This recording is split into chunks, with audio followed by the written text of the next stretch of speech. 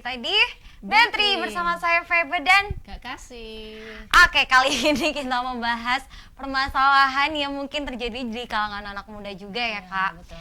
Nah, ini tentang mengubah masalah menjadi peluang atau enggak, kadang kan kita berpikir, oh kok masalahku banyak ya, kayak gitu.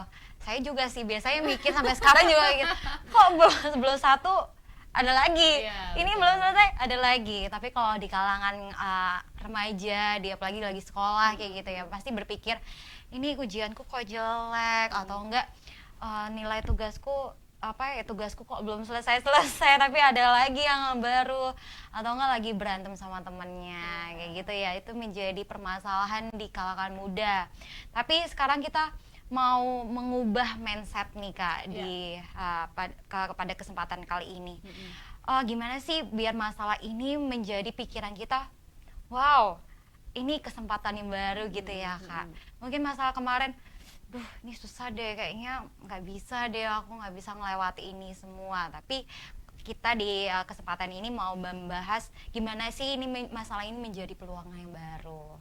Nah, sebelum kita mau membahas tentang langkah-langkah apa yang kita harus lakukan, kita mau lihat dulu apa yang menjadi alasan tidak bisa melihat peluang di balik masalah.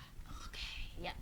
Ini penting ya, penting banget ya, karena ya pokoknya selama kita masih hidup kayaknya terus ada gitu ya. Iya, yang namanya masalah itu tidak akan jauh-jauh dari kita. Betul. Gitu ya. Dia berteman dekat dengan kita.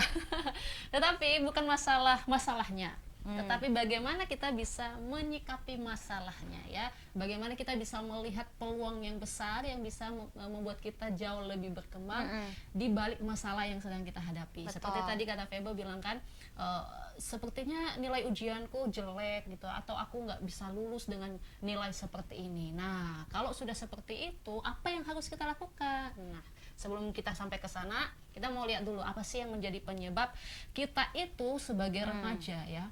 Karena kita ini adalah di podcast remaja, sebagai remaja seringkali ketika ada masalah tuh langsung down. Iya, udah gak bisa lagi berpikir kemana-mana, sepertinya tidak ada jalan keluar. Waduh, udah buntu jalannya gitu ya. Tapi kali ini kita mau memberikan satu pemahaman bagi kita semua bahwa tidak ada yang tidak ada jalan gitu ya. Tidak ada yang tidak mungkin. Ya, semuanya pasti akan ada jalannya ketika kita mau mencarinya gitu. Nah, sebelum kita bahas itu, kita mau lihat dulu apa sih yang menjadi penyebabnya.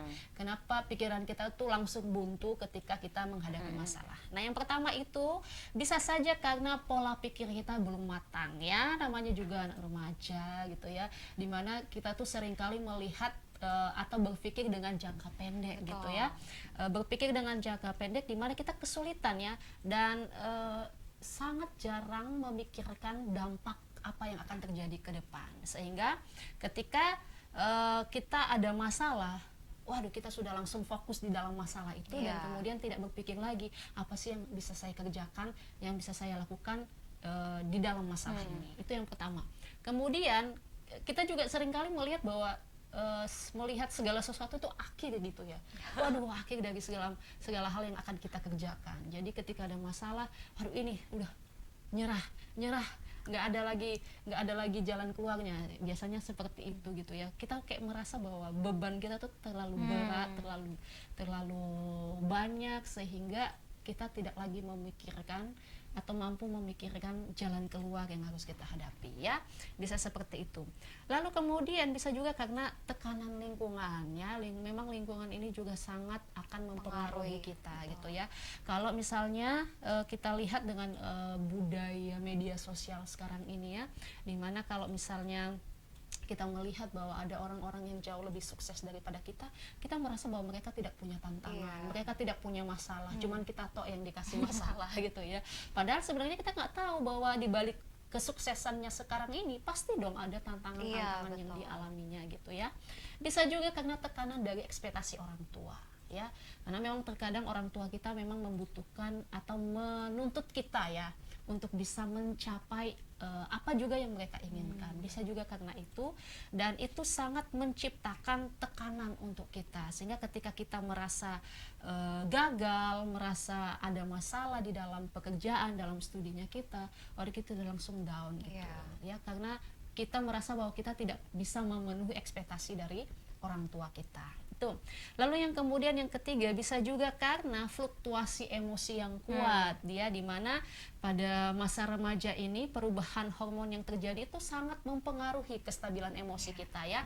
Kadang kita sulit mengendalikan emosi ya, jadi perasaan sedih, marah, kecewa itu sangat terasa intens dan kemudian kita sangat sulit untuk mengelola. Jadi emosi yang kuat ini seringkali menutupi kemampuan kita untuk berpikir logis ya, menutupi kemampuan kita untuk melihat dari sudut pandang yang rasional.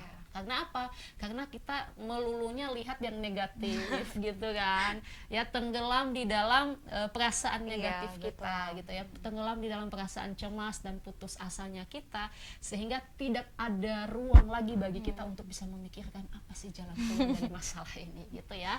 Nah, itu beberapa alasan kenapa kita seringkali tidak bisa melihat peluang di balik masalah yang sedang kita hadapi.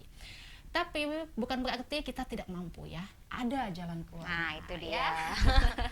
Ada beberapa langkah nih yang bisa kita lakukan ya, bagaimana kita bisa melihat peluang di balik masalah kita. Nah, yang pertama itu adalah bagaimana kita bisa mengubah pola pikir kita ya. Memang mengubah pola pikir ini bisa dibilang sulit-sulit gampang sulit gak gitu ya. Jadi kita harus melihat bahwa masalah itu bukanlah sebagai sebuah hambatan. Nah gitu ya, masalah itu harus kita mengerti bahwa itu adalah sebuah umpan balik atau feedbacknya kita, di mana kita harus belajar bahwa ada sesuatu yang perlu diperbaiki, ada sesuatu yang perlu diubah di dalam masalah itu. Contohnya apa? Contohnya ketika nilainya kita lagi jelek nih ya. Nah, kita mau lihat bahwa itu bukanlah akhir dari segalanya. Nah, itu sinyal bahwa kita perlu mencari cara belajar yang lain. Bagaimana kita bisa memperoleh nilai yang baik. Entah itu mencari tempat les yang lebih memungkinkan kita untuk bisa belajar yang baik, entah itu mencari teman kelompok yang bisa membangun kita, ataupun kita bisa mencari inspirasi dari internet. Sekarang ini kan begitu banyak hal yang bisa kita temukan ya, untuk namanya pengetahuan sekarang sudah luas banget untuk kita bisa dapatkan dengan mudah. Itu yang pertama. Nah, kemudian yang kedua adalah bagaimana kita harus mengidentifikasi masalah dengan jelas ya. Jangan cuma bilang bahwa aku ini punya banyak masalah gitu ya. Udah berat hidupku. Seakan-akan dunia ini mau runtuh gitu ya. Nah, mari kita identifikasi masalah, kita coba urai satu persatu gitu ya. Bahkan kalau bisa kita tuliskan apa saja sih masalah yang sedang kita hadapi itu ya. Contohnya mungkin gini, aku tuh kesulitan mengatur waktu. Nah, kita sudah tahu nih, kita sudah identifikasi bahwa kita kesulitan mengatur waktu. Nah, apa yang harus kita lakukan supaya kita tidak lagi kesulitan mengatur waktu? Nah, cobalah kalau misalnya mau tidur malam itu ya jangan begadang, jangan larut gitu ya. Anak sekolah harus tidur jam 9 gitu. Jam 9 jam 10 lah boleh.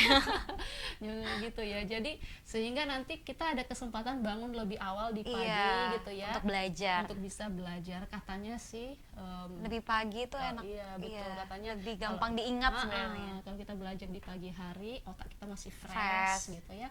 Kita lebih mudah untuk menangkap apa yang kita pelajari. Aku setuju sih, aku sering kayak gitu. Nah, gitu kan. Kita kan jadi salah satu cara untuk kita bisa mengatasi masalah tadi, untuk mengatur waktu gitu ya. Atau kemudian bisa juga melihat lagi bagaimana kita bisa mengatur waktu jam belajar kita dan jam untuk scrolling HP. Gitu ya. Nah, kita harus lihat apakah selama ini kita berselancar di media sosial lebih banyak kita gunakan waktu di situ atau belajar. Jadi kalau misalnya kita lihat, oh iya, dalam satu hari aku bisa scroll media sosial sejam, 2 jam, waduh, lama juga itu. Mungkin kita akan bisa mengurangi gitu ya, pelan-pelan ya. Jadi kita identifikasi masalah, lalu ketika kita tahu masalahnya, maka kita bisa mencari solusinya gitu ya. Lalu yang ketiga adalah bagaimana kita bisa mengambil tindakan ya. ide tanpa tindakan itu adalah nol besar ya. Jadi kita mulai dari langkah kecil dulu ya Feb ya. Kalau kita punya masalah karena nilai yang buruk, maka kita harus coba review kembali materi apa yang kita tidak pahami. Atau kita juga mungkin takut presentasi nih, biasanya gitu. Takut presentasi dilihatin orang gitu, teman-teman kita. Nah, kita bisa belajar di rumah kan. Kita bisa presentasi di depan orang tua, atau paling enggak kalau misalnya orang tua sibuk ya Depan cermin aja. Iya betul, depan cermin aja Iya. gitu kan, bisa berlatih di situ dengan melatih komunikasi kita, melatih cara bicara kita dan lain sebagainya. Jadi tidak ada masalah yang apa sih yang tidak punya jalan keluar sebenarnya ya, apalagi kalau kita mengandalkan Tuhan dalam Iya, hidup kita setuju. gitu ya. Andalkan Tuhan dalam hidup kita, kata firman Tuhan di dalam Yeremia bahwa orang yang mengandalkan Tuhan itu pasti akan Tuhan berikan kekuatan, Tuhan berikan jalan keluar gitu ya. Bahkan di dalam Mazmur juga katakan bahwa serahkanlah segala kekhawatiranmu kepada Tuhan, maka Tuhan yang akan menyelesaikan itu bagi kita ya. Jadi jangan sampai masalah ini membuat pikiran kita menjadi buntu, tetapi ingatlah bahwa setiap orang itu punya masalah. Tapi yang membedakannya adalah bagaimana kita bisa menyikapinya gitu ya. Masalah itu bukan untuk dihindari ya, tetapi masalah itu bisa diubah menjadi batu loncatan bagi kita gitu ya. Jika masalah, jadikan masalah itu sebagai guru terbaik kita. Iya, betul. Ya, kita jadikan masalah itu sebagai guru terbaik kita yang akan membuat kita lebih bisa lagi mengembangkan diri kita dengan baik. Saya pikir itu sih. Jadi kita renungkan ya, apa sih masalah yang sedang kita hadapi saat ini, dan mari kita bisa berpikir bersama-sama bagaimana saya bisa mengubah masalah itu menjadi kesempatan yang baru. Itu dia. Jadi ketika ada masalah kita langsung bilang, wow, ada kesempatan Ada baru nih. Iya, betul. Gitu. Iya, luar biasa ya pada hari ini. Tadi aku setuju banget kalau misalkan masalah itu menjadi guru terbaik kita. Iya, betul. Kadang itu menjadi proses hidup kita menjadi lebih baik. Jadi pola pikir kita sudah diubahkan, gimana sikap kita juga semua diubahkan. Jadi don't worry ya teman-teman, Iya, walaupun ada betul. masalah, pasti ada Tuhan yang selalu membantu kalian. Amin. Oke, terima kasih teman-teman sudah menyaksikan episode kali ini, dan sampai jumpa di episode lainnya. Bye-bye. Bye.